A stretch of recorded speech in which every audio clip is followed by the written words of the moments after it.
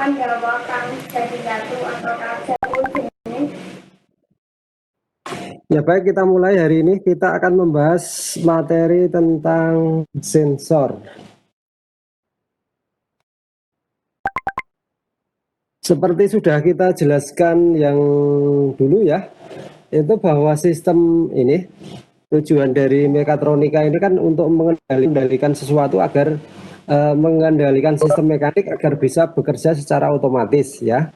Nah, agar bisa bekerja secara otomatis, maka ada sensor, kemudian ada prosesor, kemudian ada aktuator ya.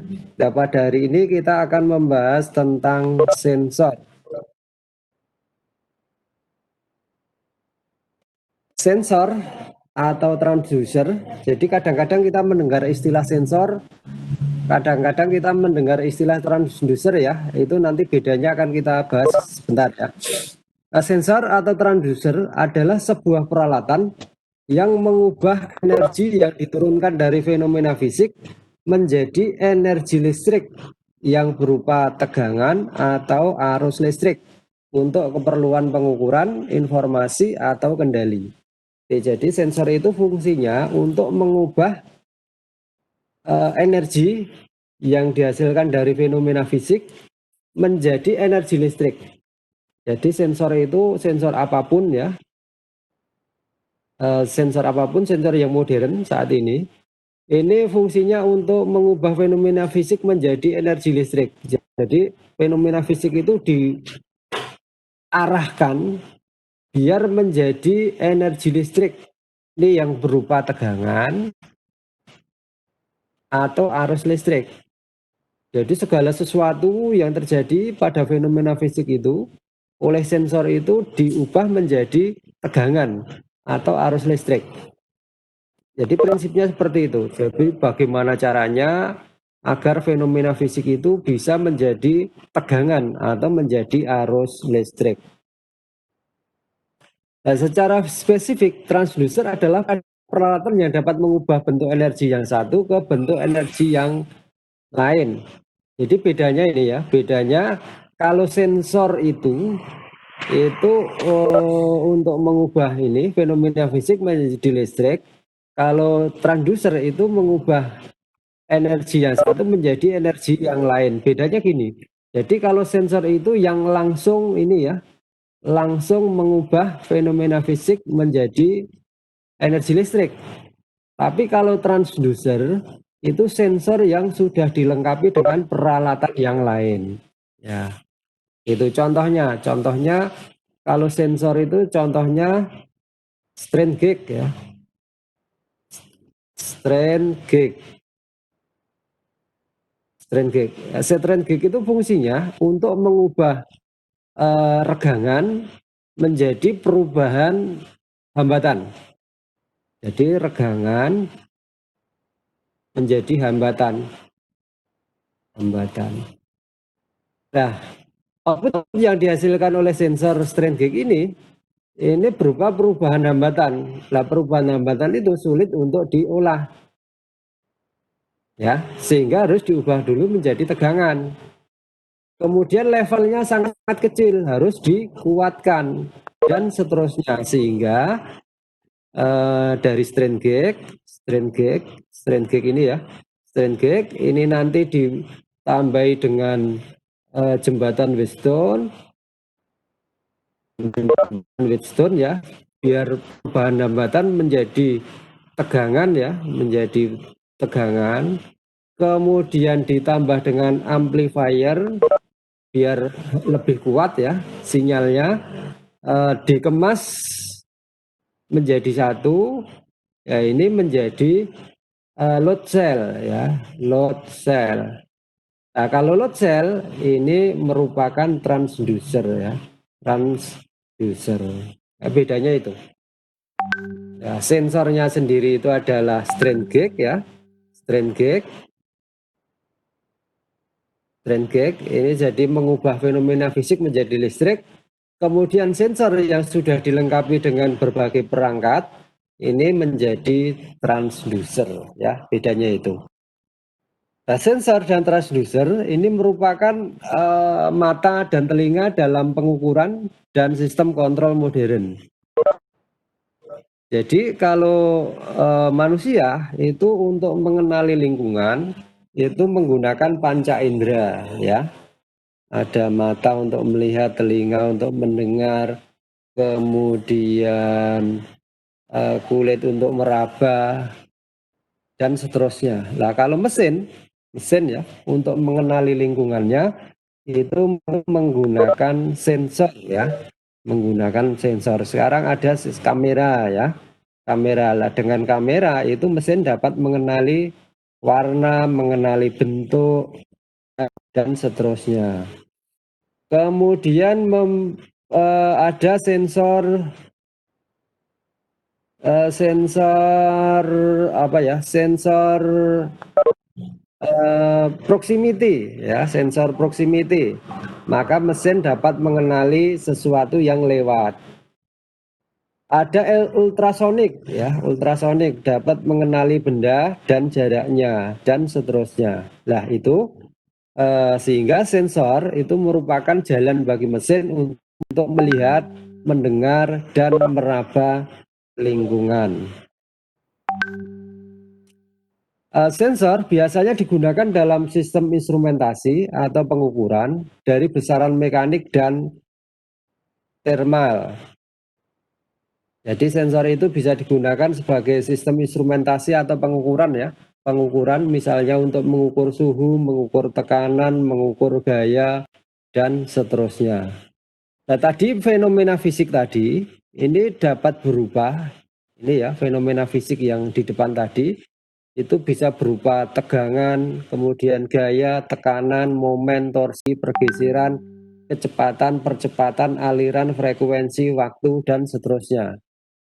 Kemudian ada juga fenomena fisik yang berupa besaran termal, antara lain ada temperatur, ada heat flux, ada specific heat, ada konduktivitas panas, dan seterusnya. Kemudian istilah-istilah pada sensor. Istilah-istilah pada sensor.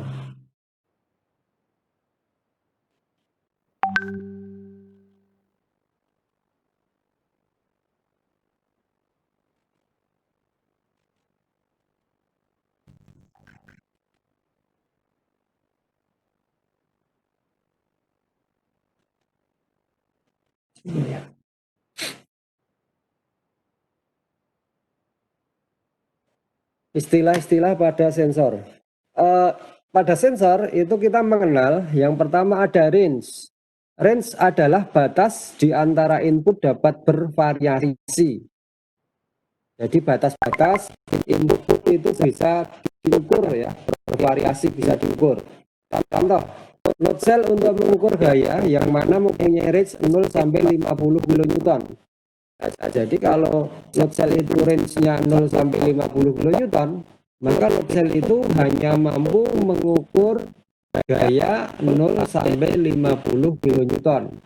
Nah, kalau gayanya di atas 50 kN, maka load cell tidak mampu mengukur lagi. Nanti load cell hanya menunjukkan 50 meskipun gayanya lebih dari 50.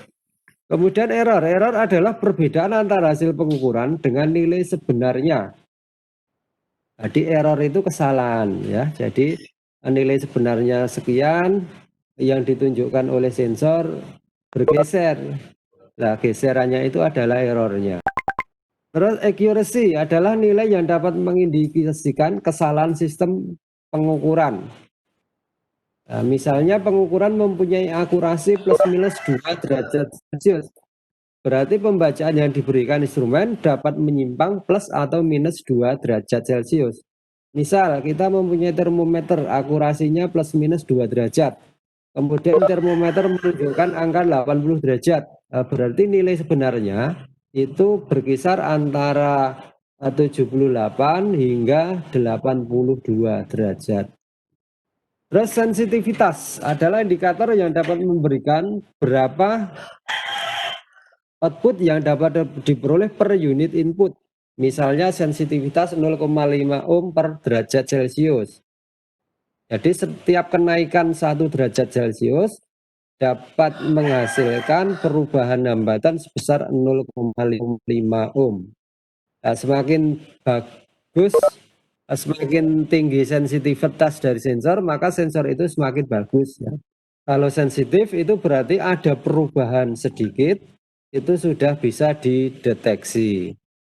Kemudian repeatability, kemampuan sensor untuk memberikan output yang sama untuk pengulangan input yang sama. Jadi kalau sensor itu yang bagus, itu repeatability-nya tinggi ya. Kalau digunakan untuk mengukur besaran yang sama, itu kapanpun akan menunjukkan nilai yang sama. Terus respon time adalah waktu yang mana setelah input konstan, input diberikan ke sensor sampai titik di mana sensor memberikan output sebesar persentase tertentu, misal 95%. Jadi respon time itu waktu yang diperlukan oleh sensor untuk menampilkan nilai sesungguhnya. Ya tidak 100%, tapi 95% nilai yang sesungguhnya. Contoh termometer ya, termometer air raksa itu respon time-nya lambat. Begitu ditempelkan sampai menunjuk suhu tubuh yang sebenarnya itu kira-kira 5 menit ya, 5 menit. Jadi lama. Nah, kalau yang bagus itu respon time-nya cepat ya. Begitu diukur, itu alat ukur itu langsung menunjukkan nilai yang diukur. Gitu. Kemudian kita masuk ke sensor gaya, force, torsi, torque, dan tekanan, pressure sensor. Aplikasi dari sensor gaya, aplikasi dari sensor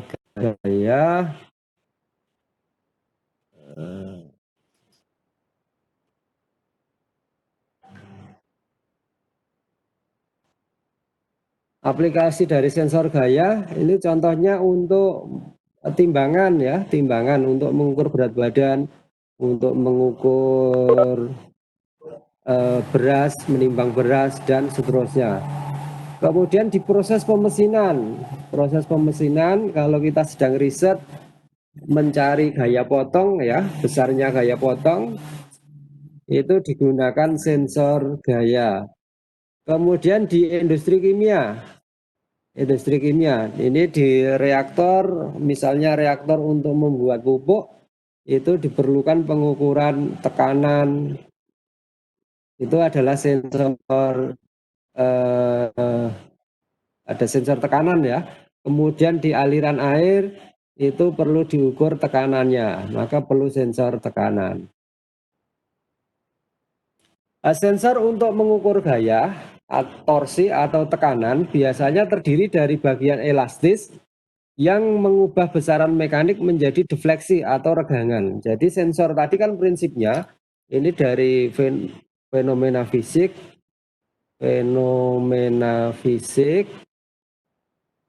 menjadi perubahan listrik ya. Perubahan listrik. Jadi berpikirnya begitu. Jadi ini ada gaya. Bagaimana biar gaya itu menjadi listrik. Ya, gitu. Ada torsi. Bagaimana torsi itu biar menjadi listrik. Nah, maka biasanya untuk mengukur gaya, torsi, dan tekanan itu untuk mengubah gaya, torsi, dan tekanan menjadi listrik itu menggunakan bagian elastis ya, bagian elastis. Jadi nanti kalau sesuatu itu mendapat gaya, maka sesuatu itu akan meregang ya, karena ada elastisitas. Nah, bagaimana biar regangan ini bisa menghasilkan listrik? Ya, caranya misalnya dengan menggunakan load cell ya, menggunakan load cell. Jadi gaya itu digunakan untuk meregangkan load cell, meregangkan strain gauge. Maka kalau terjadi regangan, strain gauge itu akan menghasilkan perubahan hambatan ya. Nah, perubahan hambatan ini nanti selanjutnya diubah menjadi perubahan tegangan. Ya, prinsipnya begitu. Nah, strain gauge ini berupa foil ya, berupa foil. Ini berupa lembaran tipis. Ini ada pengantar ya, pengantar. Kemudian foil ini nanti ditempelkan pada link, ada link. Nah, kalau link itu mendapat gaya, maka akan meregang. Karena strain gauge ini menempel pada link, maka strain gauge ini juga akan ikut meregang. Kalau terjadi regangan pada strain gauge ini, maka akan timbul perubahan hambatan, ya, perubahan hambatan. Ini akan timbul perubahan hambatan. Nah, besarnya perubahan hambatan delta R per R itu sama dengan SG kali epsilon, di mana delta R itu perubahan hambatan, R adalah hambatan mula-mula, SG adalah proporsional, konstanta proporsional. Jadi kalau regangannya sekian, perubahan hambatannya berapa, regangannya sekian, perubahan hambatannya berapa, itu proporsionalitasnya berapa. Kemudian epsilon adalah regangannya. Ya.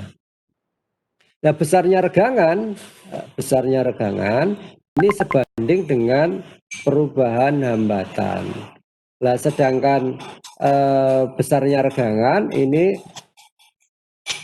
sebanding dengan besarnya gaya, sehingga kalau ada perubahan R, ada perubahan gaya, maka akan menghasilkan perubahan hambatan. Ya. Kemudian strain gauge ini ditampel pada link, kemudian diberi jembatan Wheatstone, diberi kepenguat, kemudian dikemas, maka terbentuklah ini ya, load cell, ya, load cell ini. Jadi untuk mengukur gaya ini bisa menggunakan load cell ini. Kalau hanya menggunakan strain gauge ini masih prosesnya masih banyak ya, prosesnya masih panjang, sehingga proses itu sudah dijadikan satu, maka ini muncullah ini ya, load cell. Nah, load cell itu ukurannya bervariasi ya, dari kecil untuk mengukur gaya yang kecil, kemudian yang sedang untuk mengukur gaya yang sedang, kemudian load cell yang besar ini untuk mengukur gaya-gaya yang besar. Load cell tipe link ini jadi elemen elastisitasnya berupa link ini ya. Ini ditempeli strain gauge 4, 1, 2, 3, 4. Jadi 1 ini baliknya di 3, terus 2 baliknya di 4. Kemudian 4 strain gauge itu dibentuk menjadi jembatan Wheatstone seperti ini ya. Jembatan Wheatstone seperti ini. Kemudian diberi supply ya. Ini tegangan supply Vs. Ini tegangan supply Vs. Nah, nanti kalau ada perubahan hambatan di sini dari strain gauge ini, maka nanti tegangan output akan berubah. Jadi dengan membentuk jembatan Wheatstone ini, perubahan hambatan ini pada strain gauge ini nanti akan berubah menjadi perubahan tegangan. Nah, perubahan tegangan ini nanti selanjutnya dapat diolah oleh mikroprosesor. Nah, hubungannya seperti ini ya. Nanti dibaca sendiri. Nanti pada akhirnya itu bahwa besarnya gaya itu sama dengan EBH kuadrat dibagi 6 SG kali Vs dikalikan dengan Vout, di mana E adalah modulus elastisitas, B adalah lebar link, H adalah tinggi link, kemudian SG adalah proporsionalitas dari strain gauge, kemudian Vs adalah tegangan supply. Ini semua ada ya, nilainya tertentu.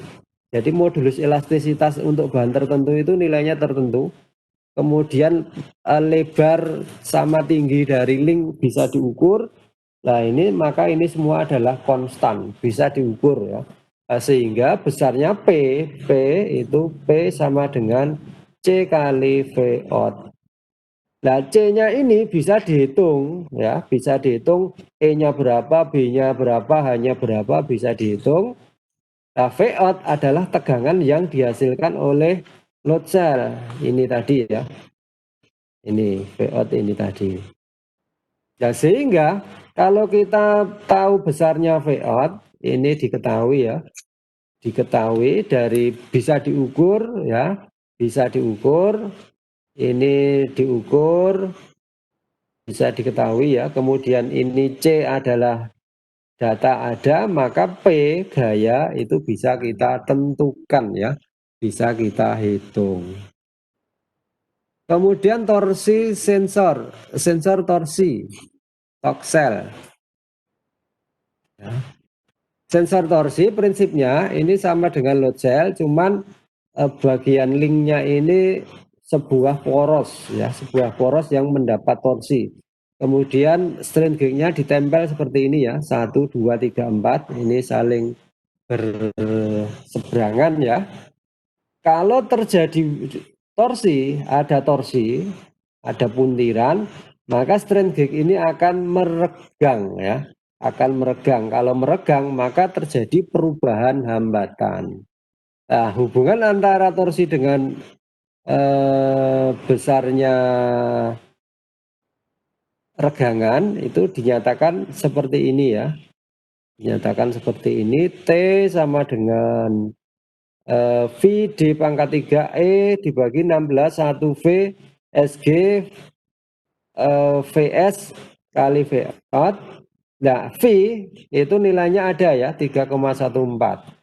D diameter poros bisa diukur. E modulus elastisitas tergantung bahannya ya, ada datanya. V Poisson ratio bisa dihitung. SG konstanta proporsional. Kemudian VS adalah tegangan input 12 volt misalnya. Nah, sehingga semua ini adalah konstanta ya.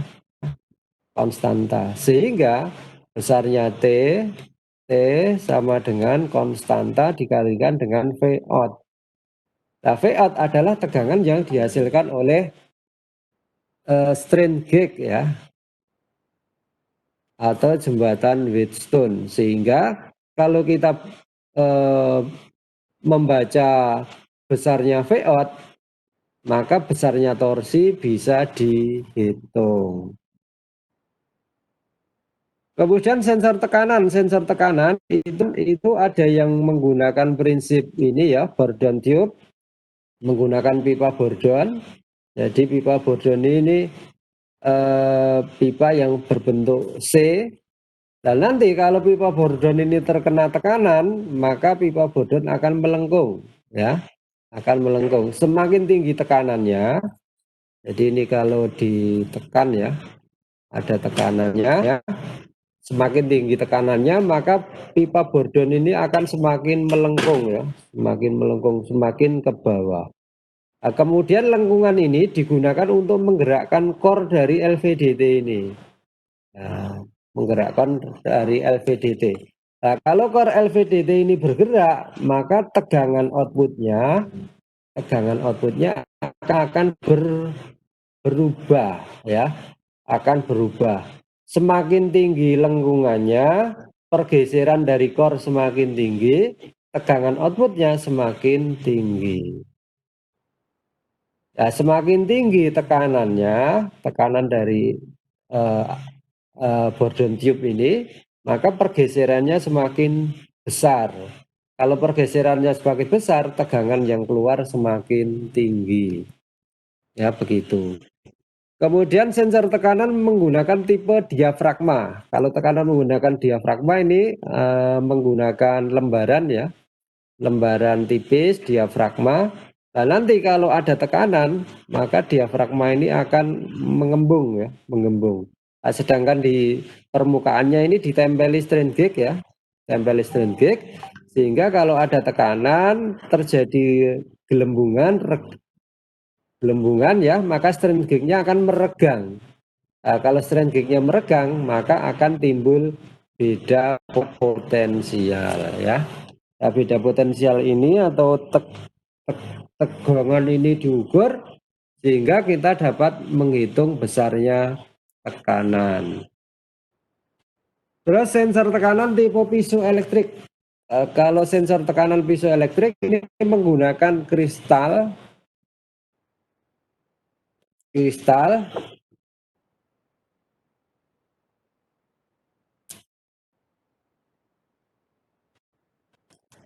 contohnya kristal kuat ya, kristal kuat.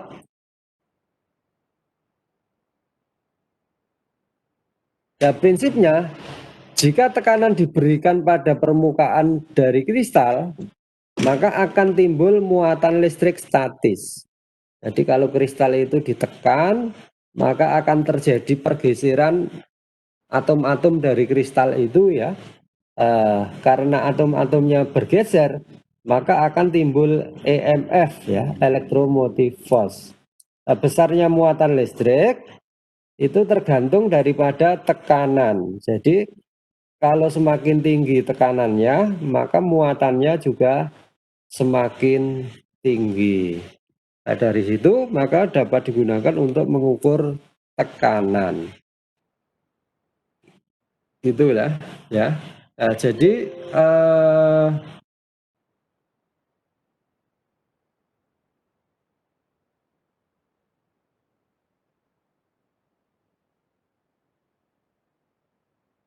tadi dari penjelasan tadi ya, bahwa ada hubungan antara gaya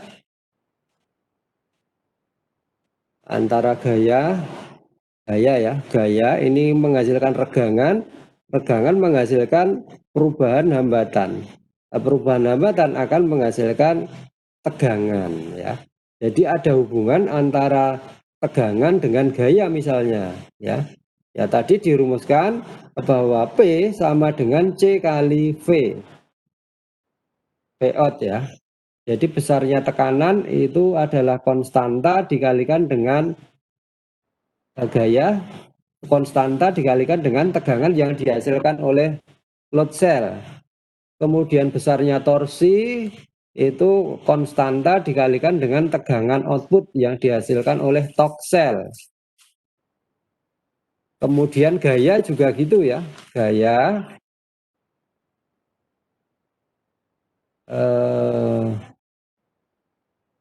torsi tekanan ya, tekanan P.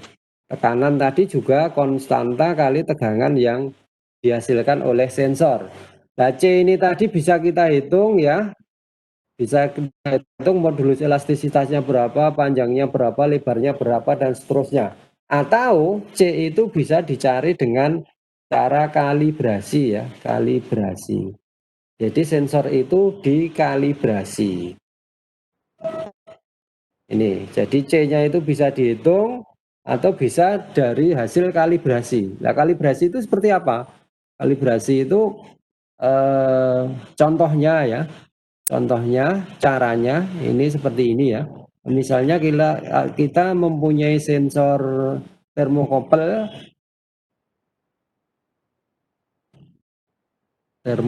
ya, digunakan untuk mengukur temperatur air. Ini misalnya ini kita punya termokopel digunakan untuk mengukur temperatur air.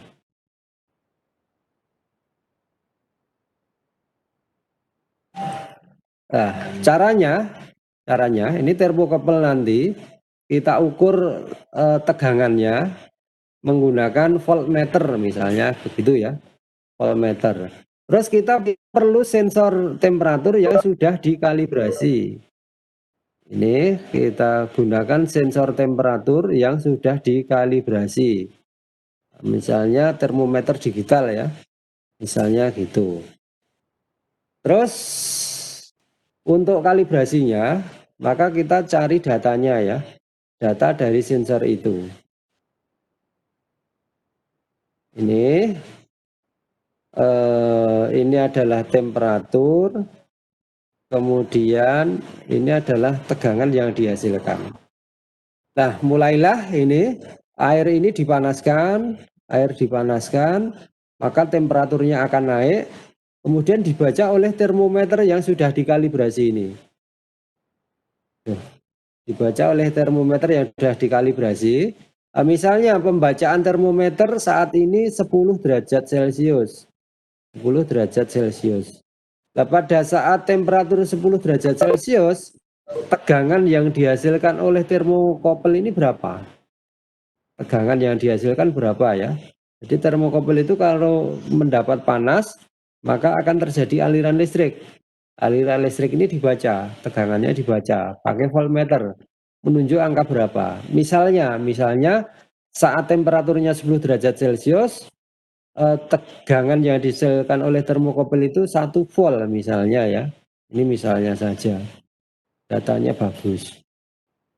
Kemudian dipanaskan lagi pada saat temperaturnya 20 derajat Celcius, dibaca ya, pada saat 20 derajat Celcius, tegangan yang dihasilkan oleh termokopel berapa?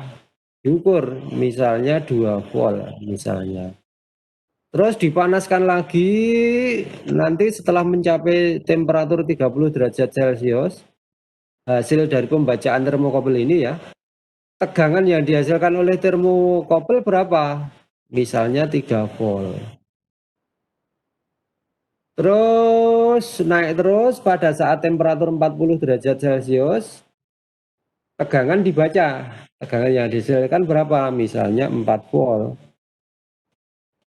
Kemudian temperaturnya naik terus pada saat temperatur mencapai 50 derajat, tegangan pada termokopel berapa? Misalnya 5 volt ya, misalnya saja. Misalnya gitu. Dan seterusnya, semakin banyak datanya maka nanti kalibrasinya semakin bagus. Ya, kemudian dari data itu kemudian kita plot di grafik ya. Kita plot di grafik. Ini tegangan dalam volt, ini temperatur dalam derajat Celcius. Pada saat tegangannya 1, ini temperaturnya 10. Pada saat tegangannya 2 volt, temperaturnya 20. Pada saat tegangannya 3 volt, temperaturnya 30. Pada saat tegangannya 4 volt, temperaturnya 40 ya, 40. Pada saat tegangan yang dihasilkan 5 volt, temperaturnya 50 dan seterusnya. Ya, terus kita tarik titik-titik ini, kita interpolasi ya. Ya, maka grafiknya ini. Ya. Grafiknya seperti ini.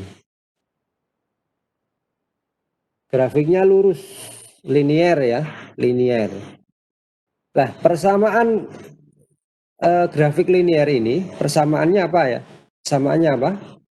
Kalau kita mempunyai garis lurus, garis linier, persamaan dari garis ini apa?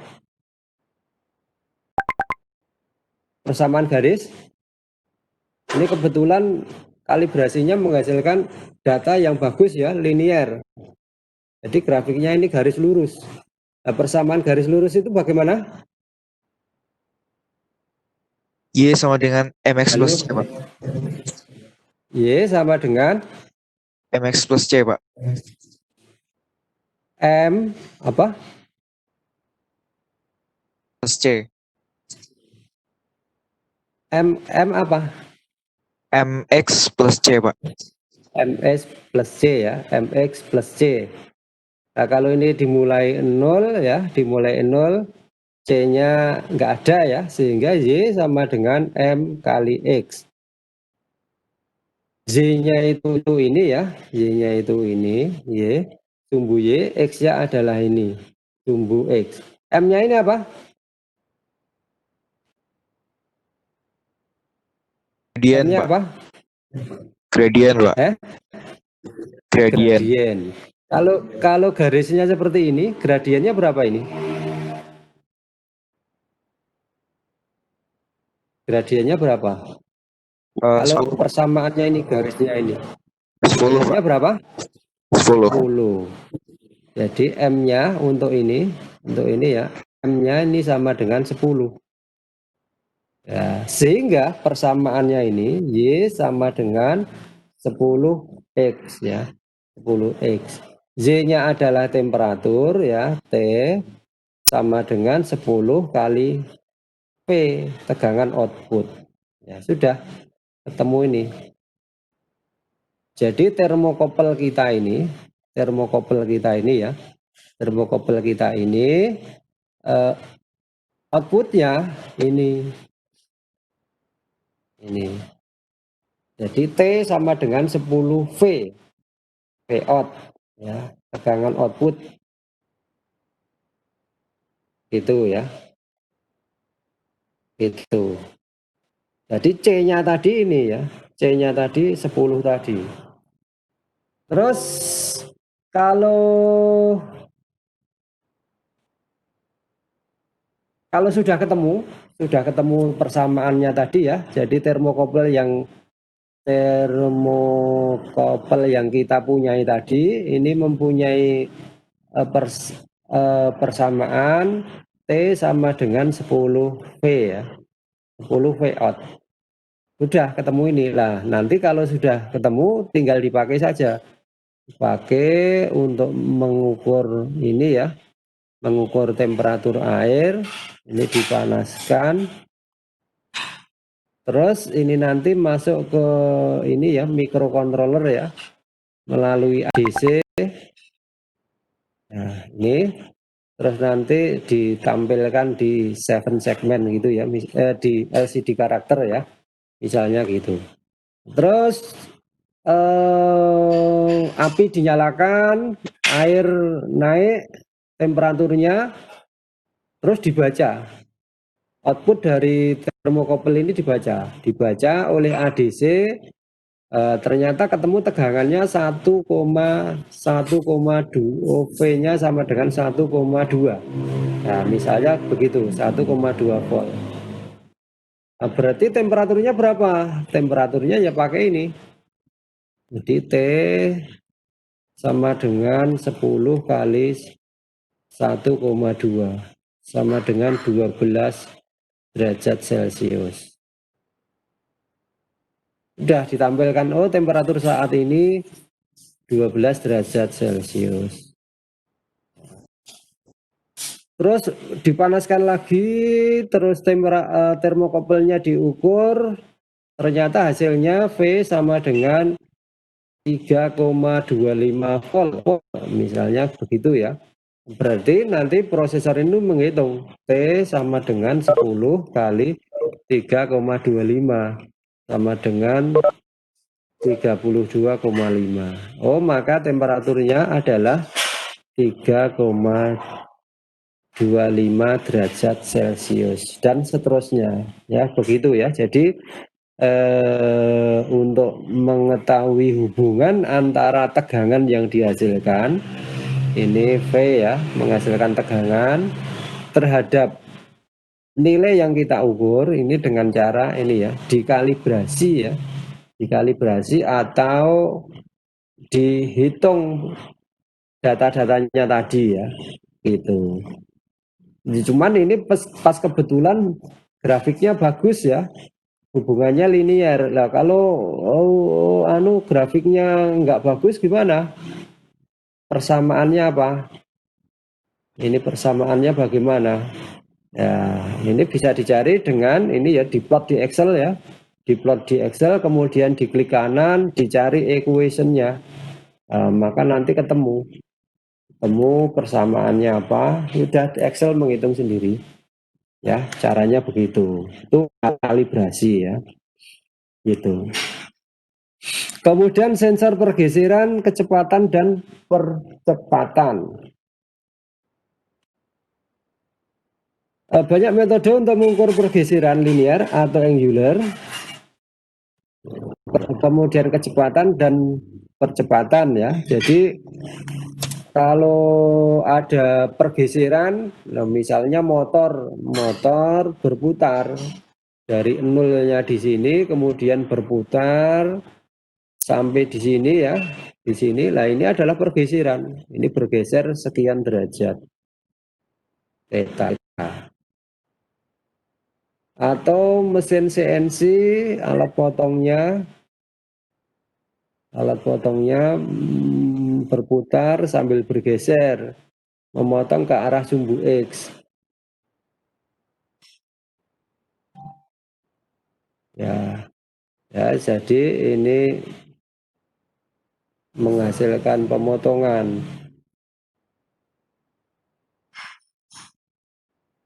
Nah, ini bergeser ya, bergeser ke sana. Geser. Nah, ini adalah pergeseran. Terus bagaimana untuk mengukur pergeseran ini? Nah, untuk mengukur pergeseran ini ya bagaimana caranya agar gerakan pergeseran ini berubah menjadi tegangan ya. Berubah menjadi tegangan. Sensornya tugasnya begitu. Oh, bergerak bagaimana biar menjadi tegangan. Keluar tegangan. Gitu. Nah, ada beberapa metode untuk mengukur tegangan, mengukur pergeseran.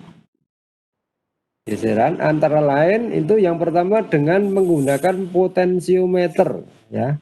Potensiometer. Nah, potensiometer itu berupa hambatan ya, berupa hambatan.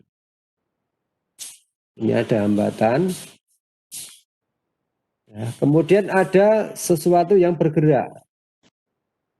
Ya, ini bisa bergerak, bergeser ya, bisa bergeser ke kanan dan ke kiri.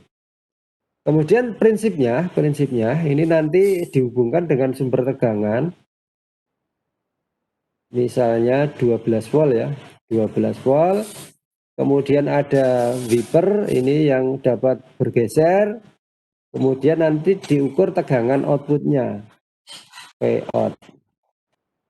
Nah, begitu ya. Nah, pada saat wiper ini berada di sini, ya, berada di sini, maka arus akan mengalir dari tegangan 12 volt itu langsung keluar ke sini. Nah, sehingga di sini V out-nya, ini kalau diukur tegangan di sini ya, tegangan di sini ini tentu sama dengan 12 volt, sama dengan ini. Karena terhubung langsung ke 12 volt ini. Nah, kalau wipernya ini bergeser misalnya ke sini ya, misalnya ke sini, maka arus listrik ini akan melewati hambatan ini, akan terhambat ya, melewati hambatan sejauh ini, jauh ini ya. Kemudian keluar, maka tegangannya akan turun, pasti akan turun ya, karena melewati hambatan ini. Kalau bergeser lagi ke sana ya, ke sana, maka hambatan yang dilalui oleh arus itu semakin besar ya, semakin besar, sehingga nanti tegangan yang keluar dari sana akan turun lagi ya, akan turun lagi. Terus bergeser, kalau bergeser mentok ke sana ya, mentok ke sana, maka ini sama saja terhubung ke negatif ya, terhubung ke negatif atau ke ground, maka ini tegangannya ini pasti 0 ya, atau karena terhubung ke negatif, ke ground, 0 ini. Jadi kalau wiper ini bergeser semakin ke sana, maka tegangannya akan semakin turun ya, akan semakin turun. Kalau dibalik ya, mulai nolnya dari sana, kemudian bergeserannya ke sana, maka ini X ya, ini X, maka ada hubungan antara X dengan tegangan yang dihasilkan. Semakin besar X, maka tegangannya semakin naik ya, semakin naik. Sehingga ada hubungan antara pergeseran dengan tegangan yang dihasilkan. Maka nanti sama seperti tadi ya, X sama dengan C kali V out. Nah, C-nya ini nanti bisa dihitung dengan kalibrasi ya, dengan kalibrasi atau perhitungan analitis ya. Kalau perhitungan analitis ya dicari seperti ini. Ya, data-datanya ada semua ya, atau dikalibrasi. Sehingga ini tadi ya, Sehingga ini tadi pergeseran ini fenomena fisik ya, dapat menghasilkan perubahan tegangan. Nih. Jadi perubahan fisik sudah menjadi perubahan elektrik.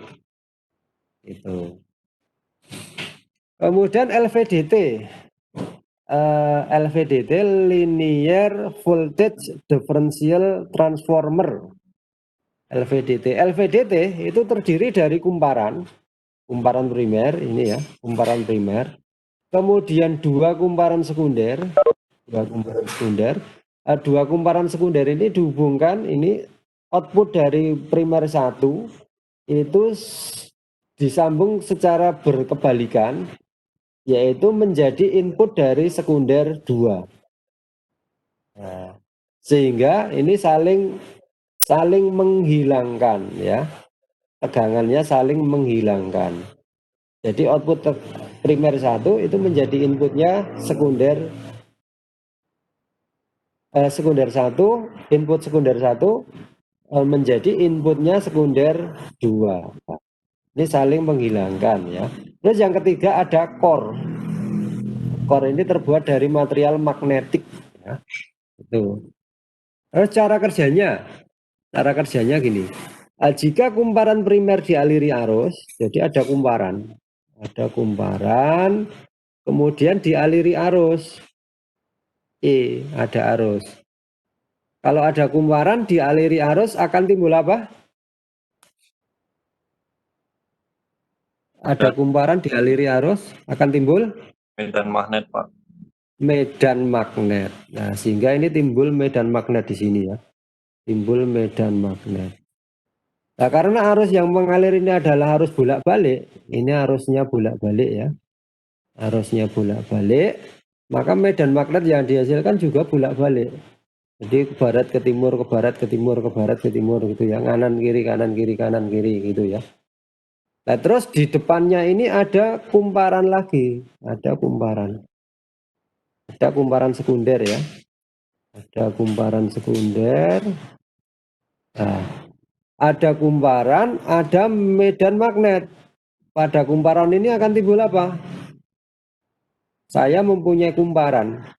Nah, kumparan ini saya beri medan magnet. Medan magnetnya bolak-balik. Ya, seperti dinamo ya.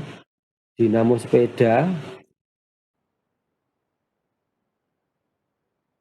Dinamo sepeda.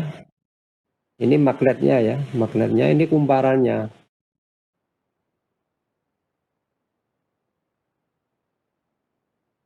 Ini kumparannya ya. Ini keluarnya. Kalau magnetnya diputar, maka dinamonya akan menghasilkan apa?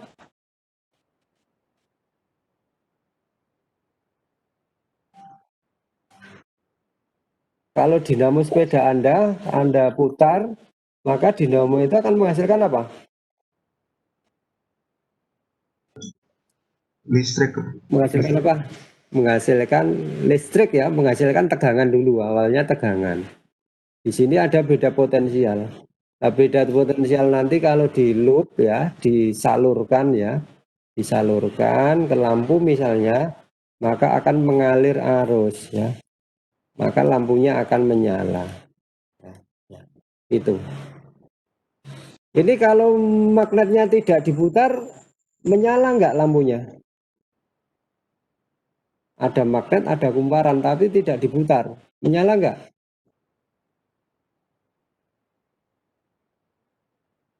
Menyala nggak lampunya? Pak. Kalau magnetnya dinamonya diam, itu lampunya menyala nggak? Tidak, Pak. Tidak ya, tidak. Jadi arus itu mengalir kalau magnetnya diputar. Magnetnya diputar itu artinya ada perubahan medan ini ya. Misalnya kita tinju yang sebelah kiri ini ya, sebelah kiri ini, maka nanti suatu saat yang kiri ini kena medan magnet utara. Terus kalau diputar kena selatan, diputar lagi kena utara lagi, diputar lagi, kena selatan lagi. Jadi medan magnet yang mengenai dinamo kumparan ini berubah-ubah ya, utara selatan, utara selatan, utara selatan. Itu. Ini juga, ini ada kumparan, ada medan magnet berubah-ubah, utara selatan, utara selatan, utara selatan gitu ya. Maka pada kumparan sekunder ini akan timbul apa? Kumparan ini kena medan magnet bolak-balik utara selatan, utara selatan, utara selatan seperti ini ya. Kumparan ini kena karena dinamonya diputar kena magnet utara selatan, utara selatan, utara selatan. Maka akan timbul apa ini tadi? Tegangan. Timbul tegangan. Di sini akan timbul beda potensial ya. Akan timbul beda potensial. Nah, kalau core-nya ini di tengah-tengah, ini kan dihalangi oleh core ini ya. Dihalangi oleh core ini. Kalau core-nya di tengah-tengah, maka tegangan yang dihasilkan oleh kumparan 1 ini dengan kumparan 2 ini sama ya, sama. Kalau di tengah-tengah, karena semua tertutup sama. Kalau V1 sama dengan V2, padahal ini saling menghilangkan, maka nanti V out-nya sama dengan 0 ya. V out-nya sama dengan 0. Nah, kalau core-nya ini bergeser, misalnya naik ya, naik sedikit, bergeser naik sedikit. Maka tegangan yang dihasilkan oleh kumparan 1 dengan kumparan 2 ini beda ya. Kumparan 2 lebih besar karena ini terbuka sedikit. Nah, sehingga nanti keluar tegangan output. Kalau semakin geser lagi, maka ini semakin terbuka. Semakin terbuka, maka tegangan yang dihasilkan akan bertambah lagi. Dan seterusnya, sehingga ini ada hubungan antara pergeseran, ini X gitu ya, X terhadap tegangan output. Ya, tegangan output. Semakin besar pergeseran, ini tadi ya, semakin naik, maka tegangan yang dihasilkan semakin tinggi. Maka dengan mengukur besarnya tegangan output, kita dapat menghitung besarnya pergeseran. Ini mengukur tegangan output bagaimana? Mudah ya, dengan pakai ADC sudah bisa diukur. Inilah hubungannya ini pasti ada konstanta proporsionalnya tadi ya. Ini bisa dicari dengan analitik atau dengan kalibrasi ya. Itu. Kemudian optical encoder. Optical encoder ini juga untuk mengukur pergeseran ya. Untuk mengukur pergeseran. Nah, optical encoder itu terdiri dari disk ya. Ada disk. Ada disk piringan ya. Disk piringan. Ada piringan ya, ada piringan atau disk. Kemudian diberi kode ini, gelap terang, gelap terang, gelap terang, gelap terang ini ya, atau diberi lubang-lubang. Disk diberi lubang-lubang ya. Ada lubang-lubangnya. Atau gelap terang, gelap terang, gelap terang gitu ya. Ada lubang-lubangnya begitu. Ini, jadi yang pertama ini ada disk. Kemudian yang kedua, ini ada sensor cahaya. Ini LED, ini memancarkan cahaya ya. Memancarkan cahaya. Kemudian yang ketiga, ini maaf sumber cahaya ya, sumber cahaya memancarkan cahaya. Kemudian yang ketiga ada sensor cahaya. Ini contohnya fototransistor. Ya, gitu ya. Kemudian piringan ini dipasang pada poros dari sebuah motor. Jadi ini ada motor listrik, ada porosnya ya, ada porosnya. Nah, disknya itu dipasang pada poros. Pasang pada poros ini. Sehingga kalau motornya berputar ya, disknya ini juga ikut berputar. Ya. Tuh. Nah, kalau porosnya ini berputar, maka nanti Nanti ini ya, ini disknya. Kemudian ini ada cahayanya ya, ada pemancar cahayanya. Kemudian ini ada sensor cahaya.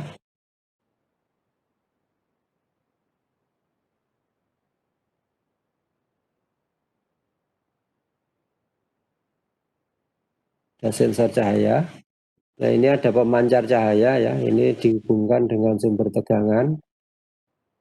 Nah, terus ini tadi disknya tadi kan ada gelap terangnya ya, lubang-lubangnya. Nah, kalau ini disk ini berputar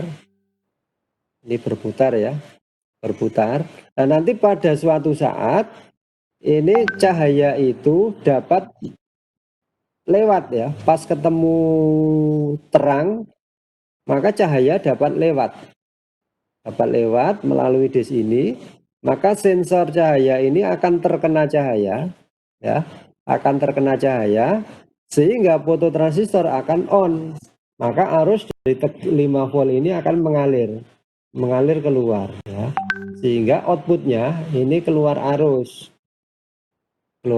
muncul ini ya, keluar arus mengalir gitu.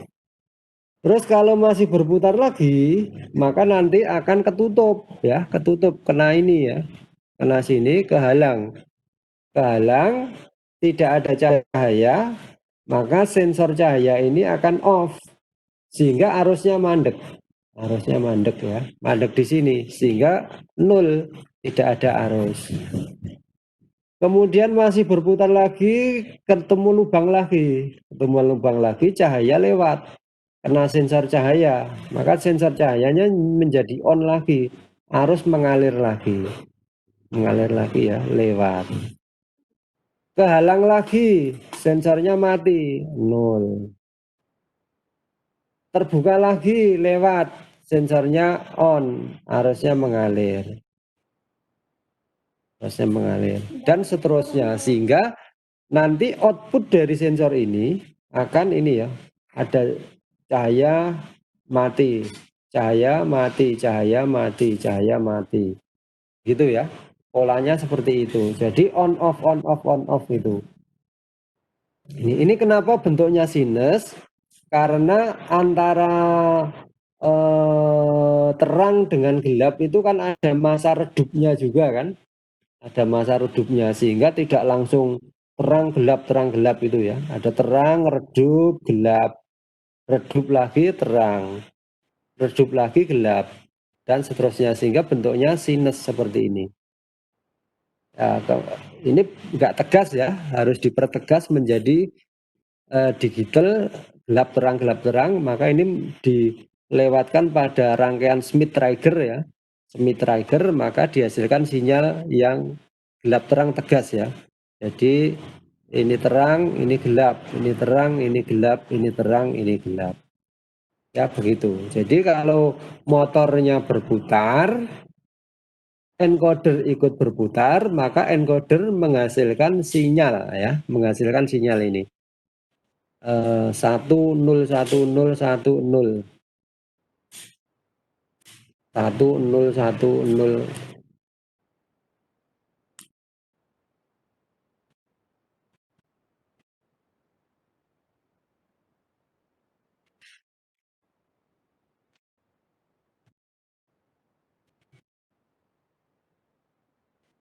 Ya ini ya, jadi 101010 gitu. Terus bagaimana bisa mengukur displacement? Itu dengan cara menghitung jumlah sinyalnya ya, menghitung jumlah sinyal. Ini misalnya ya, ini dalam satu disk ini terdapat sinyal terang sebanyak 100 misalnya ya, 100 terang. Jadi yang ditutupi ini, tutupnya ini 100 ya, hitamnya ini 100. Boleh dihitung hitamnya, boleh dihitung putihnya ya.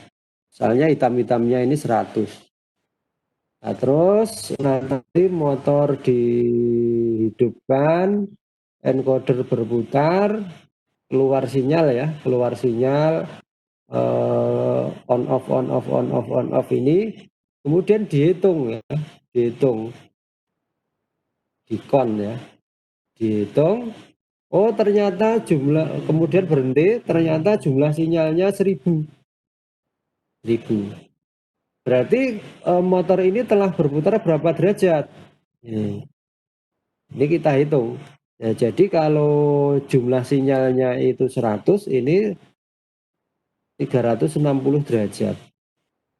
Kalau 1000 berarti 360 derajat kali 10 ya. Kali 10. Karena satu putaran itu butuh 100 sinyal ya.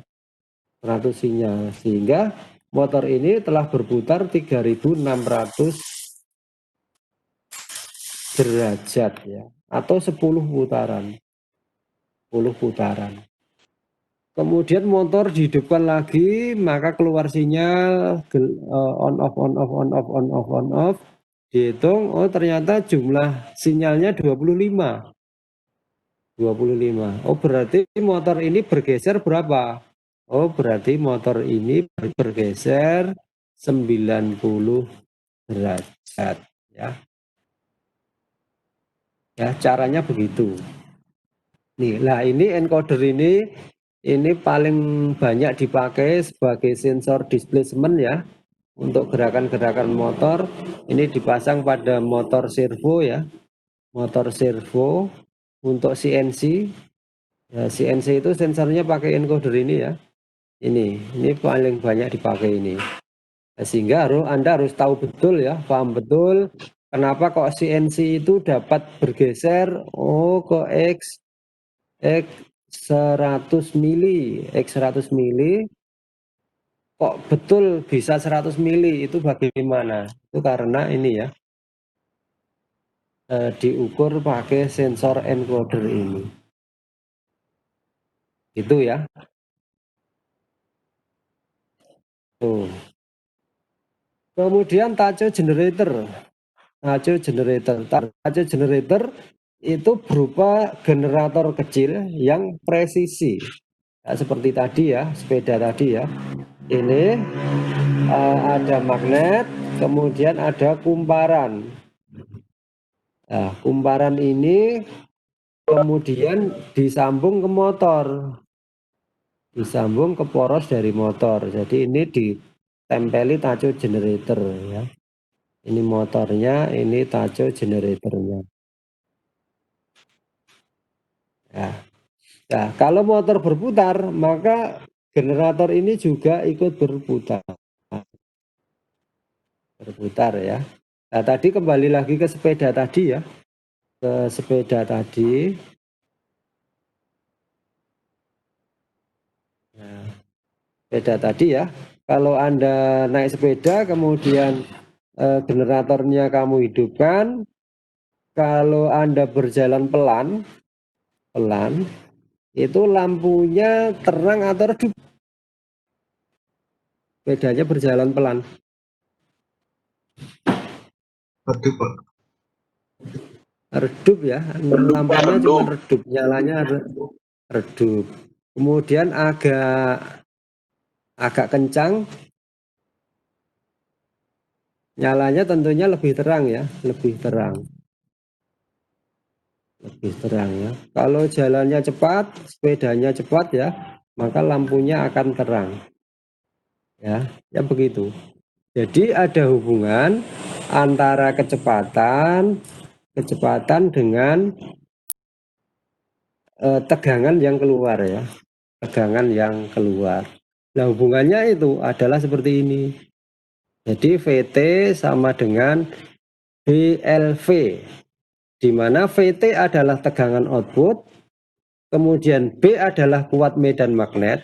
Jadi VT sama dengan BLV. B adalah kuat medan magnet. Kuat medan magnet ini konstan ya, konstan. Jadi kalau magnet yang digunakan itu nggak diubah-ubah, ya kuat medan magnetnya segitu ya, nggak berubah. Kemudian L adalah panjang kawat konduktor.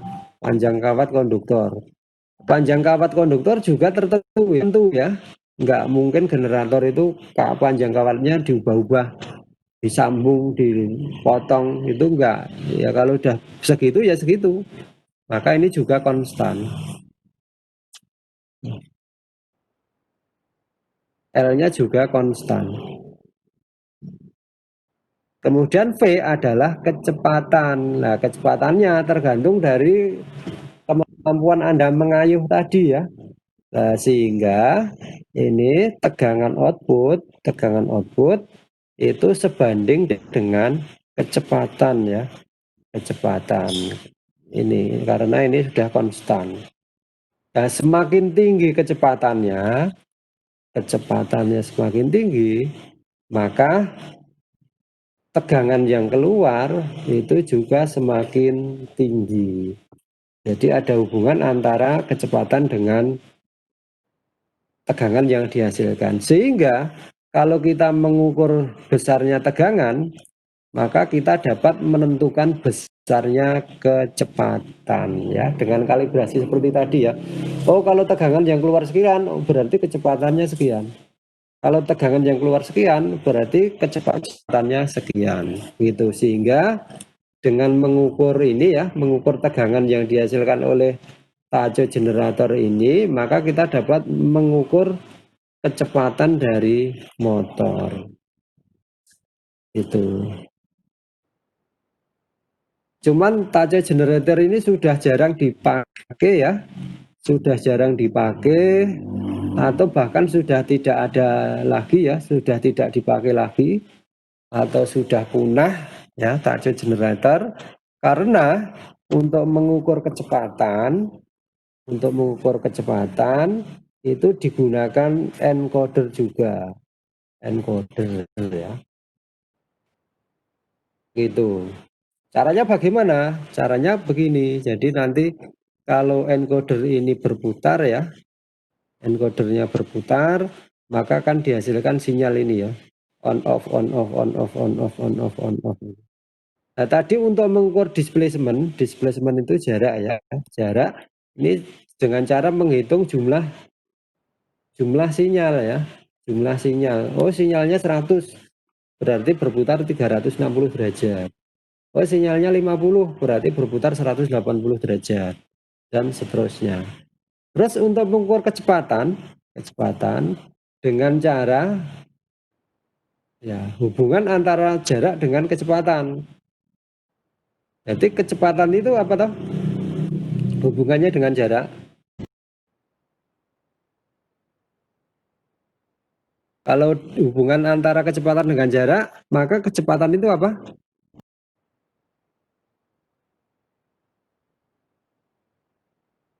Kecepatan itu apa?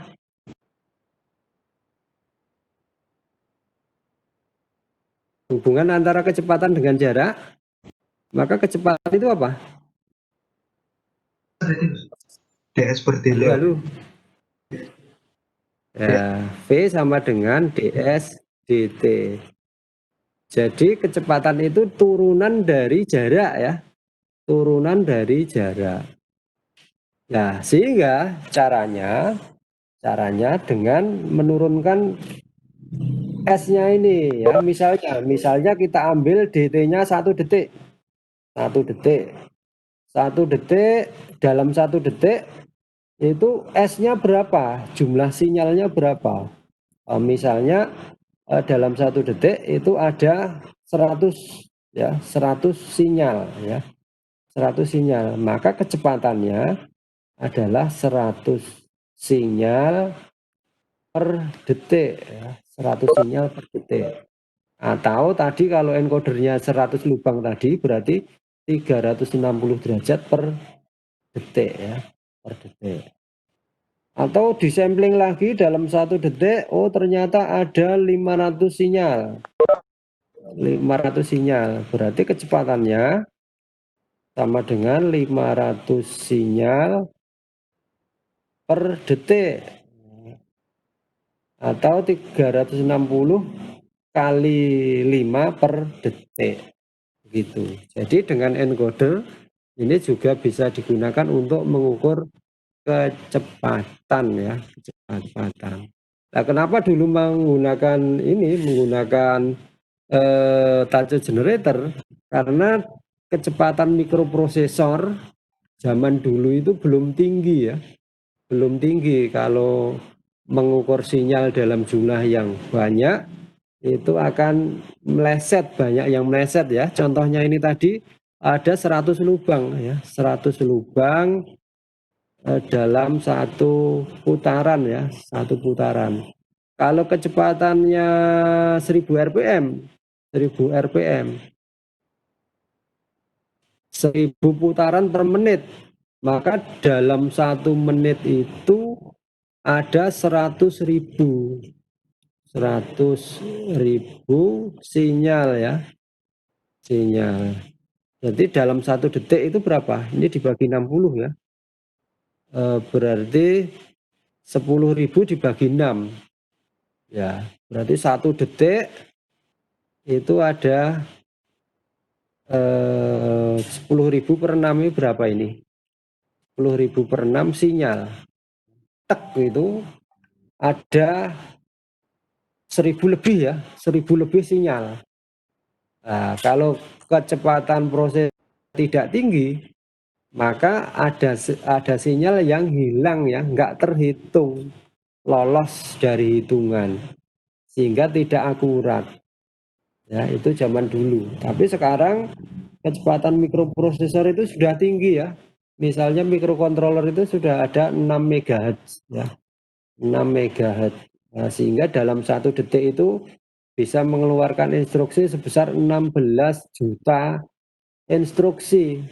Ya, sehingga kalau menghitung 1000 sinyal per detik itu mampu ya, mampu untuk mikroprosesor yang sekarang ini. Sehingga untuk menghitung kecepatan itu juga digunakan encoder ya, begitu. Sebelum dilanjutkan lagi, ada yang ditanyakan dulu?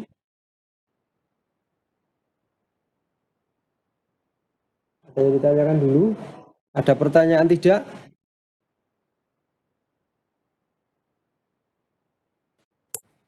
Tidak, Pak. Tidak. Sebentar ya. Nah, minum dulu.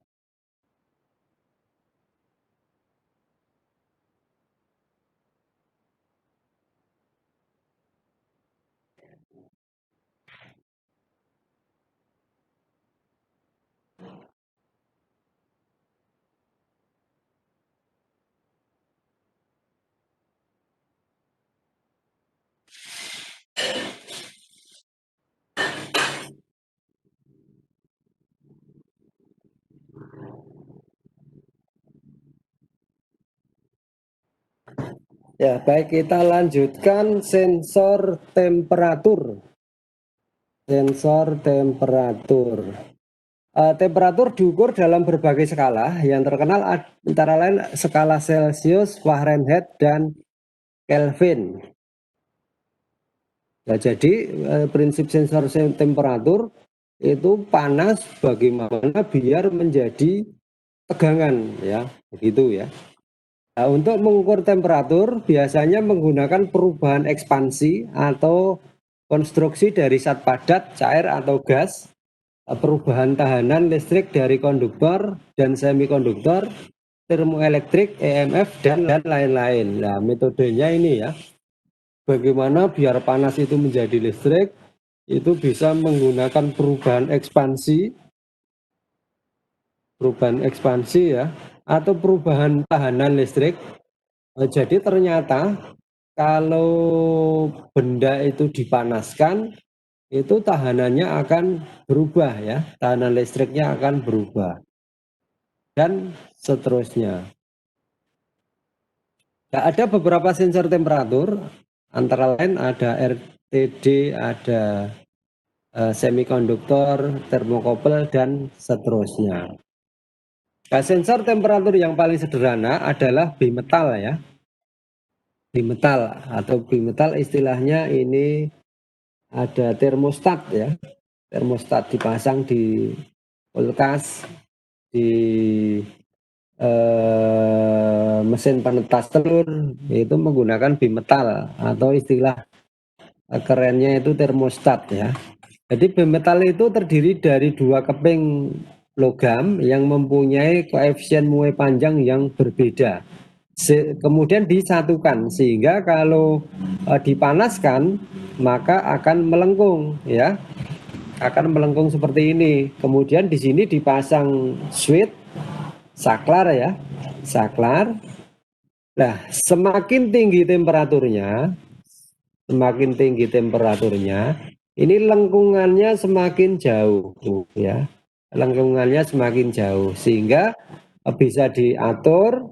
Oh, kalau nanti melengkungnya sampai di sini, ini temperaturnya sekian. Kalau melengkungnya sampai sini, temperaturnya sekian. Kalau melengkungnya sampai sini, temperaturnya sekian. Dan seterusnya. Sehingga kita mau mengatur pada temperatur berapa.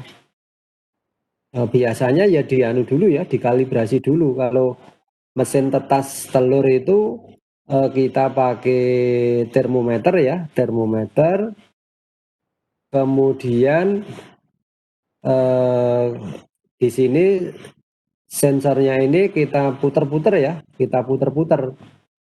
Nah, kita puter-puter, lampu dinyalakan, kemudian termometernya dilihat. Oh, telur itu akan menetas pada temperatur yang efektif itu berapa derajat ya telur itu ya? Taruhlah 40 derajat lah ya. Ini ngawur ya.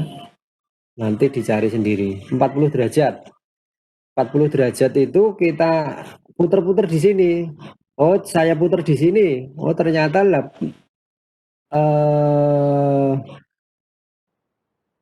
35 sudah mati. Oh, belum ini. Saya turunkan. Saya putar di sini. Terus oh matinya itu pada temperatur 38. Oh, kurang, berarti saya putar ke bawah lagi.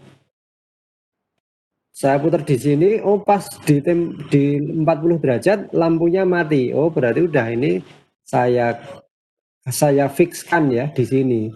Maka nanti kalau temperaturnya 40 derajat akan tek ya nyentuh sensor ini sehingga lampu mati. Kalau lampu mati berarti udaranya dingin lagi, maka nanti lampu akan nyala lagi.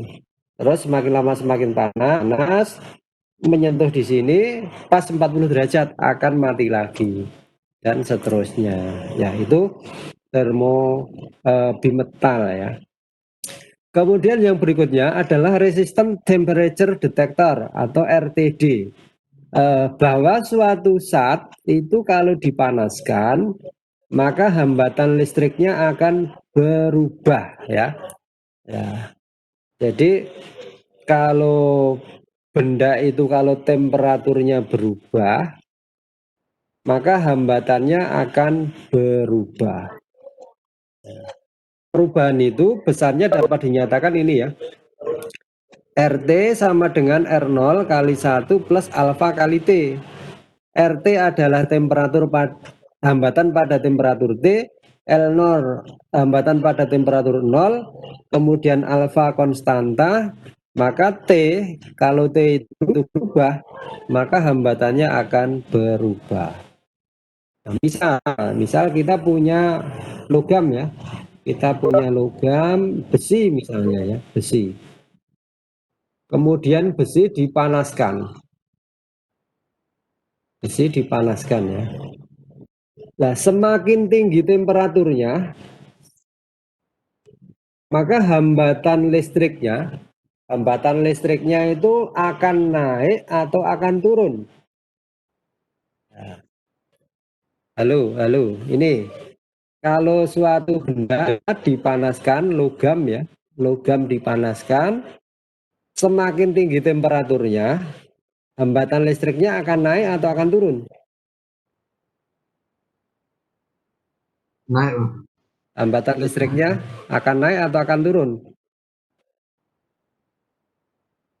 Hambatan listriknya akan naik, Pak. naik. Kenapa?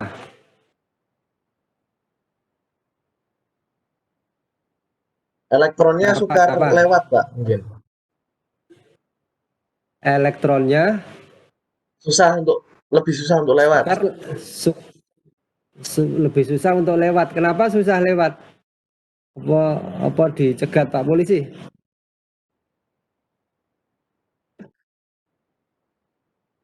Kenapa semakin sulit lewat?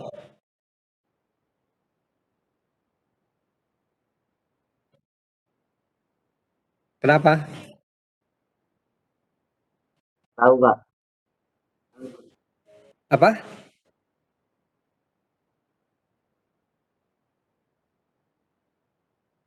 Bagaimana? Kenapa semakin sulit lewat?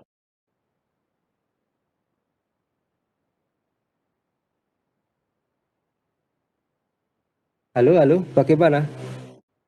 Kurang tahu, Pak, kalau itu, Pak. Lah kok kurang tahu. Jadi gini ya, kemarin kan sudah kita belajar elektron ya. Material itu tersusun dari atom-atom ya. Atom-atom. Jadi material ini ada atom-atomnya ya. Ada atom-atomnya. Lah atom-atomnya ini dikelilingi oleh elektron-elektron. Nah, yang mengalirkan arus itu elektronnya ini ya, elektronnya. Berarti semakin elektronnya ini semakin banyak yang mengalir, maka arusnya semakin tinggi. Ya, begitu. Nah, kalau material itu dipanaskan, material ini dipanaskan, maka atom-atomnya ini bagaimana? Dia akan aktif ya, akan bergerak sana kemari, ke sana kemari, ke sana kemari gitu ya. Ke sana kemari sehingga elektron-elektron ini kalau bergerak itu akan ketabrak-tabrak oleh atom ini ya. Mau bergerak ke sana ketabrak atom di sini, mau bergerak ke sana ketabrak atom di sini. Karena kalau dipanaskan atom-atom pada material itu akan aktif ya, akan aktif sehingga elektron itu sulit untuk bergerak. Nah, kalau elektronnya sulit bergerak berarti arusnya turun ya, arusnya turun. Arusnya turun berarti hambatannya naik ya. Jadi elektron arus mau mengalir itu terhambat ya, terhambat oleh atom-atom yang aktif ini. Sehingga semakin tinggi temperaturnya, hambatannya semakin naik ya, hambatannya semakin naik. Arusnya itu semakin sulit untuk bergerak.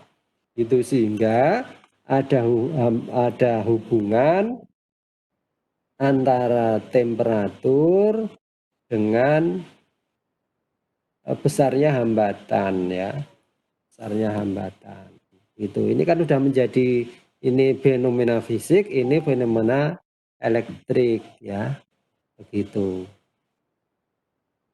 RTD itu seperti ini ya. Jadi nanti kalau ini ya, kalau semakin tinggi temperaturnya, hambatannya semakin naik.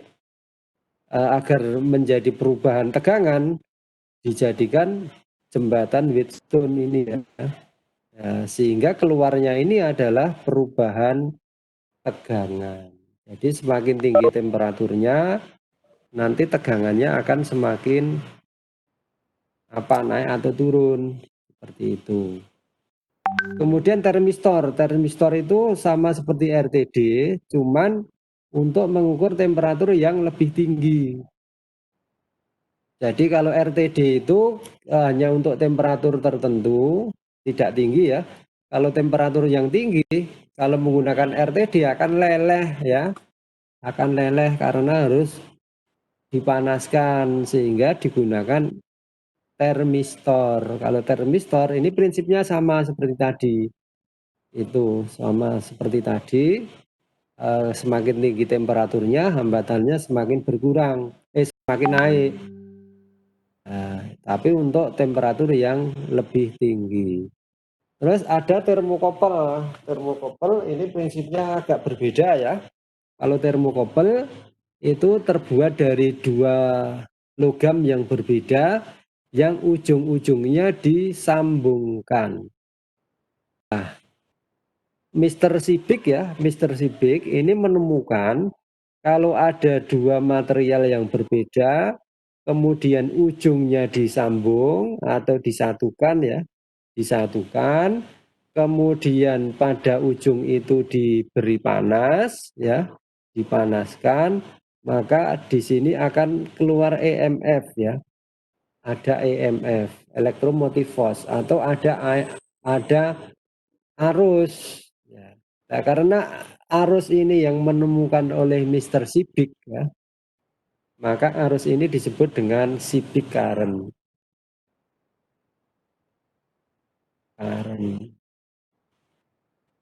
Ya, begitu. Jadi termokopel ini, ya, kayak gini, ya, disambungkan ini, kalau dipanasi maka akan keluar tegangan, begitu. Kemudian sensor temperatur dari solid state. Kalau sensor temperatur dari solid state itu terbuat dari material semikonduktor, ya. Ini PN junction. PN junction itu sudah kita bahas dulu, ya. Material semikonduktor. Nah, material semikonduktor ini prinsipnya beda dengan logam, ya. Kalau logam itu temperaturnya naik, hambatannya akan naik. Tapi kalau material semikonduktor, kalau temperaturnya naik, hambatannya akan turun, ya. Kalau material semikonduktor, logam tadi itu listrik arusnya dibawa dari elektron bebas. Kalau material semikonduktor ini listriknya dibawa oleh elektron yang berlebih, ya. Dulu, ya, PN junction itu ada kelebihan elektron. Itu. Nah, kalau semakin dipanaskan, elektron yang lebih tadi akan semakin mudah bergerak, ya. Diberi energi, ya, pada dasarnya kalau diberi panas, maka elektronnya itu diberi energi. Ya, sehingga elektronnya akan lebih mudah bergerak. Ya, kenapa nggak ketabrak atom, Pak? Gitu. Karena ini panasnya ini hanya di bawah 100 derajat, ya.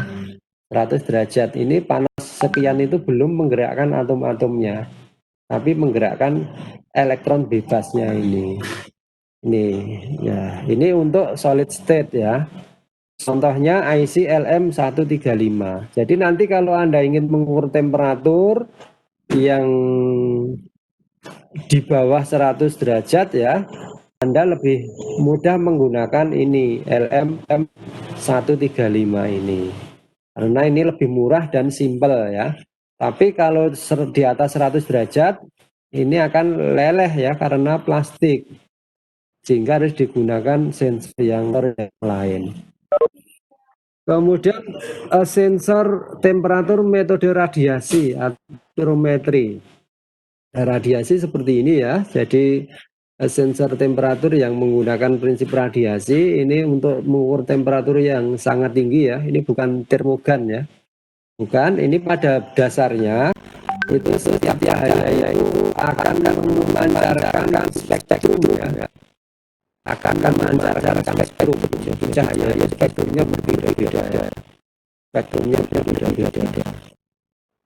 Tapi itu akan memancarkan spektrum yang berbeda-beda. Kalau semakin panas, spektrumnya akan bergeser ke mana, gitu, ya. Nah, inilah dengan mengenali spektrum yang diterima oleh pirometri ini, maka kita dapat menentukan besarnya temperatur berapa, ya. Tuh. Itu kemudian sensor aliran dan ketinggian fluida untuk mengukur aliran, jadi aliran itu biasanya kalau kita mengukur aliran itu untuk mengetahui apa? Misalnya aliran di pipa atau aliran pompa, itu untuk mengukur apanya? Debit, Pak. Debit, ya. Debit itu notasinya apa? Q, ya. Q itu rumusnya apa? Debit sama dengan debit itu rumusnya apa? Q sama dengan Luas penampang kali kecepatan, Pak. A kali V ya, A kali V. Kalau pipanya kita sudah tahu, ya, ini diameternya sekian ya, sekian, berarti A-nya bisa dihitung ya, A sama dengan I kali D ya, I kali D. Nah, berarti A-nya ini sudah bisa ditentukan kalau ukuran pipanya itu sudah diketahui. Sedangkan V ini adalah kecepatan ya, kecepatan. Sehingga untuk mengukur debit itu kita harus mengetahui besarnya kecepatan ya, kecepatan aliran. Itu. Nah, terus bagaimana mengukur kecepatan aliran? Bagaimana cara mengukur kecepatan aliran? Untuk mengukur kecepatan aliran itu bisa dengan cara menggunakan pitot tube ya. Pitot tube. Ini persamaan Bernoulli ini ya. Ini Anda tentunya sudah paham ya, sudah mengambil mekanika fluida ya. Persamaan Bernoulli ini kemudian diperoleh PD sama dengan PS minus PO ya, sama dengan Rho kali H. Nah, sehingga V sama dengan akar 2G PS dikurangi P0 dibagi dengan Rho atau akar 2GH.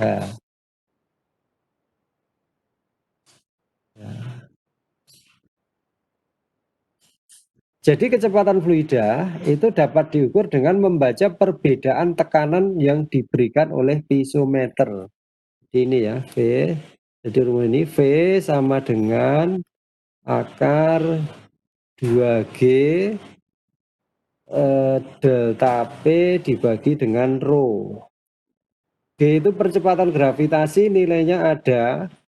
Kemudian Rho itu massa jenis dari air, dari fluida, atau gamma ya, gamma itu berat jenis dari fluida itu sudah tertentu ya, maka masalahnya adalah mencari perbedaan tekanan ini.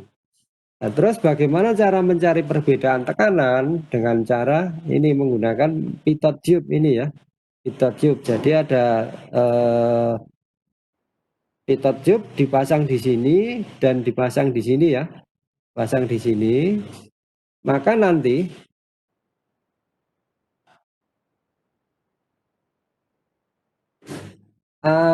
kalau air mengalir di dalam pipa, itu kecepatan air di pinggir pipa dengan di tengah pipa itu tinggi mana?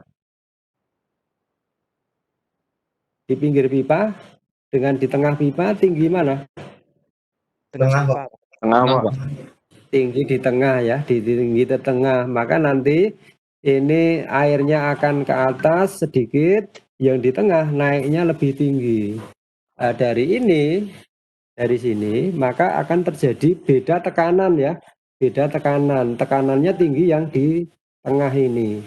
Terjadi beda tekanan. Nah, beda tekanan itu bisa diukur dengan mengukur beda ketinggian.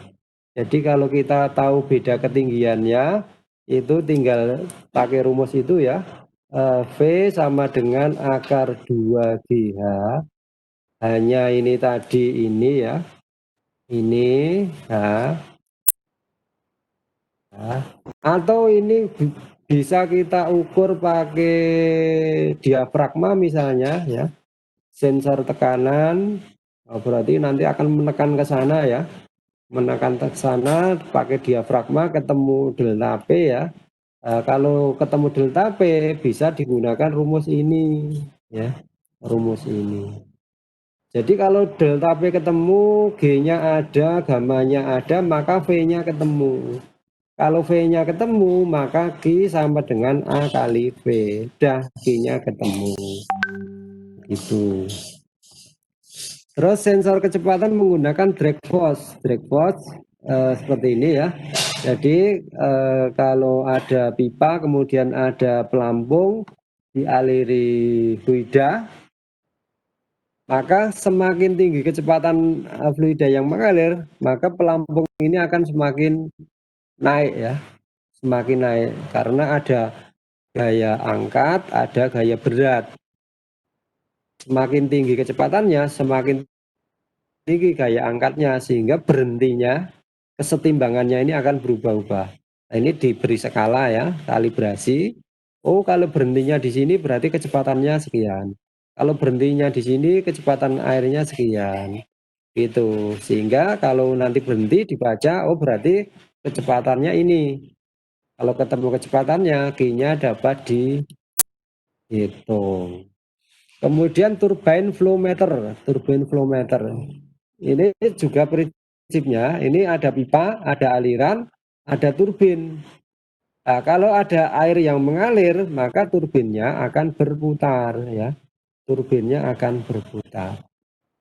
Semakin tinggi kecepatan air mengalir, maka kecepatan putaran akan semakin tinggi.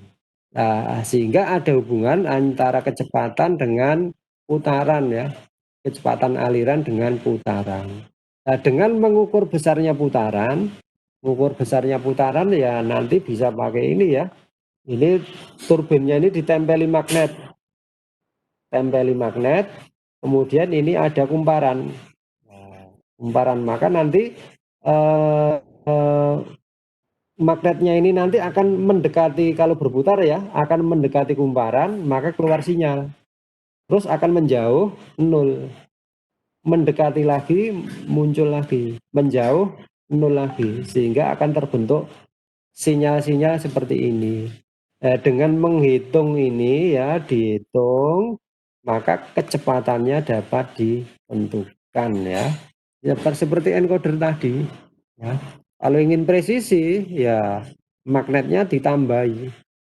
Nah, sehingga nanti akan ketemu magnet hilang, ketemu magnet hilang, ketemu magnet hilang gitu. Maka pada kumparan ini akan keluar sinyal-sinyal ini ya. Nah, sinyal-sinyal ini kemudian dihitung untuk menentukan kecepatan. Itu kalau di yang tertutup ini bisa menggunakan venturimeter ya. Venturimeter prinsipnya seperti ini. Seperti ini juga ya. Ini ada perbedaan diameter, kemudian di sini dipasangi pressure gauge, kemudian yang diameter kecil dipasangi pressure gauge. Kalau ada fluida yang mengalir, maka antara di sini dengan di sini tekanannya berbeda. Yang diameter besar itu tekanannya lebih tinggi atau lebih rendah daripada diameter kecil?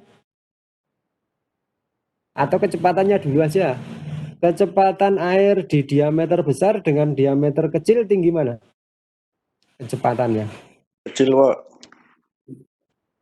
Lebih cepat yang di sini ya. Kalau tekanannya?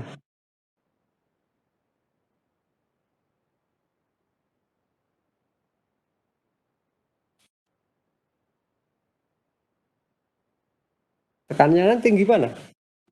Tinggi yang kiri atau tinggi yang kanan?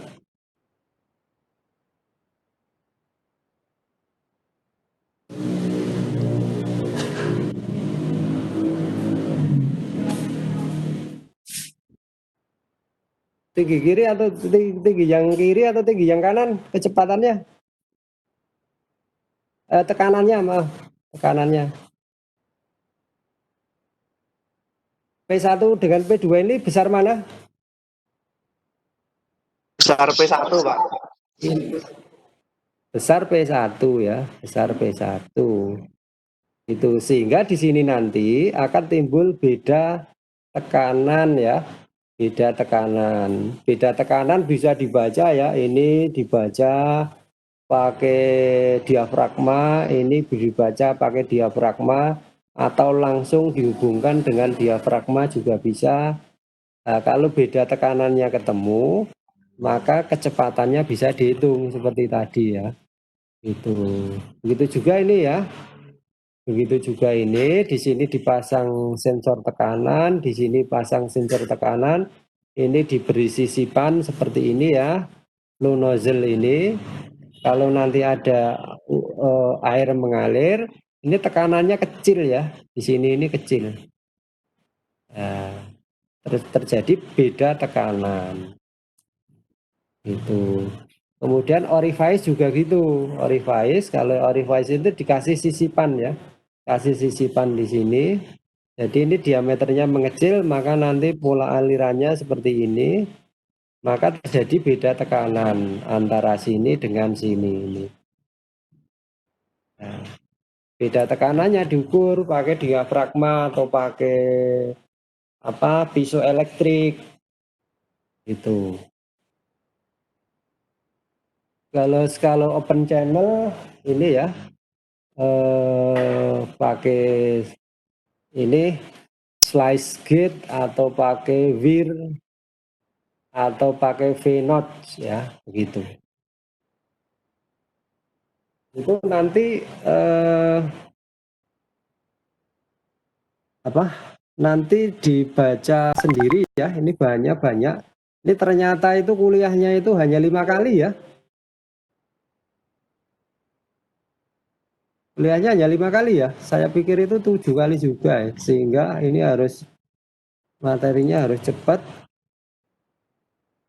Karena nggak selesai ya nanti dibaca sendiri. Kemudian ini PR-nya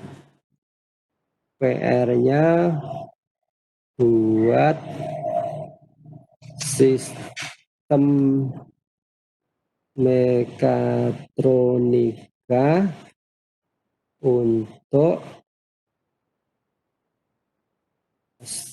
buat sama aja lah, timbangan digital ya, timbangan digital ya, itu. Sistem mekatronika itu yang pertama adalah sistem mekaniknya ya, sistem mekanik. Jadi timbangan digital ini sistem mekaniknya bagaimana? Anda buat desainnya ya, desainnya yang nggak usah terlalu detail ya, konsep saja ya, buat gambar skematiknya aja. Oh ini nanti ada papan, kemudian dipasang load cell jumlahnya 4, kemudian nanti ada papan untuk masang display dan seterusnya. Itu sistem mekaniknya. Kemudian yang kedua, ini sistem elektroniknya. Sistem elektronik. Ini nanti kalau sistem mekanik itu harusnya engineering drawing ya, tapi ini sketch saja ya. Gambar sketsa. Tapi kalau yang desain mekanik yang betulan itu kan outputnya engineering drawing, tapi terlalu detail, nah, maka nanti gambar sketch saja. Terus sistem elektroniknya nanti ini keluarnya wiring diagram ya, wiring diagram pengawatan ya. Oh jadi nanti itu sensornya apa? Ini ada sensornya nyambung ke apa? Ini ada baterai ya, ada baterai sambung kemana? Oh kemudian nanti ada mikroprosesornya nyambung kemana, kemudian nanti ada displaynya pakai LCD karakter misalnya gitu. Terus pakai apa ya, pakai resistor di mana nyambungnya itu Anda buat wiring diagramnya. Terus sistem mekatronik yang ketiga adalah programmingnya atau IT information technology ya, atau programmingnya. Nah karena kita belum diajari programming, nanti cukup dibuat flowchart saja ya, outputnya adalah flowchart. Nah, jadi nanti pertama kali dibaca output dari dari load cell, dibaca sinyal dari load cell, kemudian dikonversi ke dari tegangan dikonversi ke berat, kemudian ketemu berat ditampilkan di LCD karakter dan seterusnya. Cuman sebelum ini, sebelum dibaca dikonversi ke berat kan ini analog, maka harus diubah dulu menjadi digital ya. Setelah jadi digital, jadi tegangan, baru dikonversi ke berat. Kemudian setelah ketemu berat dalam digital dikonversi menjadi desimal ya, dan seterusnya baru ditampilkan dan seterusnya. Nah itu nanti kamu buat flowchartnya. Ya begitu ya. Sebelum diakhiri ada pertanyaan?